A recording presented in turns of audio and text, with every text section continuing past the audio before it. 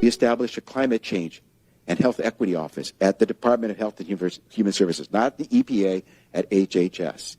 We established an environmental justice office, not in the Department of Justice, but in HHS.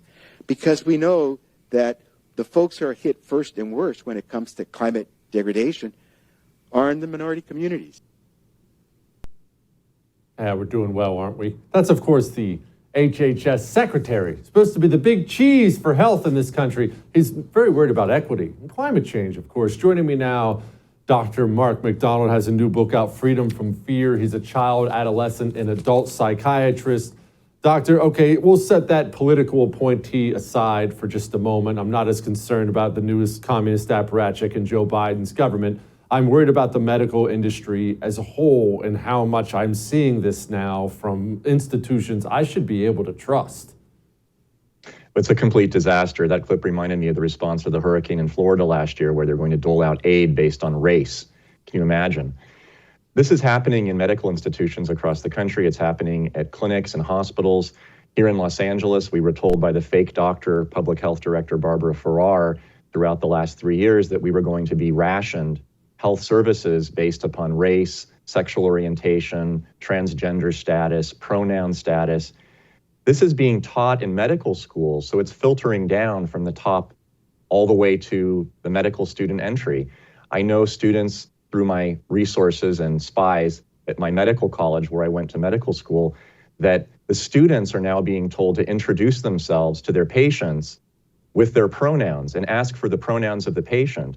And they're being told to distribute care based upon what the race of the patient is. This is actual teaching in the medical school. So it's not just the politicians, Jesse. It's actually going on in the schools themselves. So I'm really concerned that in the next 10 or 20 years, when these doctors in training become clinic directors and professors of medicine themselves, that we won't even have an actual medical system left. We're just going to have a political bartering system of doling out prizes to people, i.e. medical care, based upon what identifying group you happen to belong to. Doctor, what this sounds like to me, and I know I'm fast forwarding through a few things here, we'll get back to some things, but this sounds like to me that in 10, 20 years, you better have the financial means to embrace concierge medicine, because your standard routes of insurance, Medicare, Medicaid, whatever you use, are going to funnel you into a doctor's office where you're going to receive substandard care, to put it mildly. Do I have that wrong or right? You're absolutely right. All of the colleagues that I still respect have dropped their insurance policies with patients. They've left their corporate jobs and they're just working as concierge physicians because they don't have to deal with the bureaucracy. They don't have to deal with the politics. They don't have to worry about cancellations and firings.